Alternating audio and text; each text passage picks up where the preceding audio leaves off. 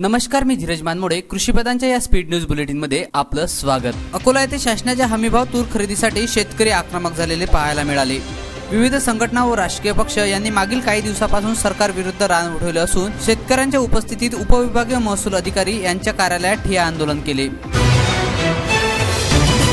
अकोला जिल्ह्यातील बार्शी टाकळी तालुक्यातील सिंदखेड मोरेश्वर येथील श्री मोरेश्वर मंदिरात लाईट बंद करून चोरीचा प्रयत्न करण्यात आला. पिंडीवरील पत्रा अर्धवट निघाल्याने चोरीचा प्रयत्न फसला.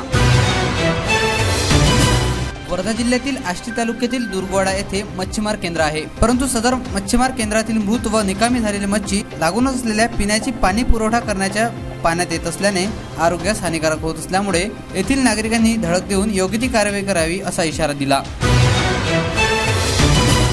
आष्टी येथे शिवसेनेच्या वतीने विविध मागण्यांसाठी व विशेषतः शेतकऱ्यांच्या कर्जमाफी संदर्भातील यादी ग्रामपंचायतच्या फलकावर प्रसिद्ध करण्यासाठी तहसीलदारांना निवेदन देऊन मागणी करण्यात आली.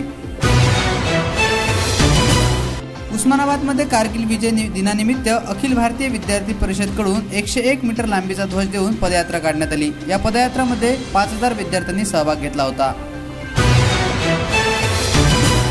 मागील वर्षी बँकांमार्फत पीक विमा भरता आला नाही, म्हणून यंदा शासनाने ऑनलाईन पीक विमा शेतकऱ्याला भरता यावा यासाठी महा ई सेवा केंद्रातर्फे सुविधा करण्यात आली. मात्र पीक विम्याची वेबसाईट सर्व्हर वारंवार डाऊन झाल्यामुळे शेतकऱ्यांना नाहक त्रास सहन करावा लागतो आहे. बुलढाणा जिल्ह्यात वीट ब्लॉक तणनाशक फवारणीमुळे झालेल्या शेतकऱ्याची नुकसान भरपाई देण्यात यावी यासाठी स्वाभिमानी शेतकरी संघटनेच्या वतीने कृषी अधिकारी यांना निवेदन देण्यात आले. अमरावती जिल्ह्यातील अंजनगाव सुर्जी येथे मैत्रीय ग्रुप ऑफ कंपनीच्या वर्षा सतपाळकर यांना त्वरित अटक करून गुंतवणूकदार यांच्या ठेवी परत करावी या मागणीसाठी निवेदन देण्यात आले. बुलढाणा जिल्ह्यातील संग्रामपूर तालुक्यातील एकलारा येथील दुर्योधन कोकाटे व कल्पना कोकाटे या दाम्पत्याने पंतप्रधान आवास योजनेचा लाभ मिळण्यासाठी तहसील कार्यालयासमोर उपोषण सुरू केले आहे. या होत्या राज्यातील विशेष काही ठळक घडामोडी. तुम्ही पाहत राहा फक्त कृषीप्रधान टीव्हीचे स्पीड न्यूज बुलेटिन.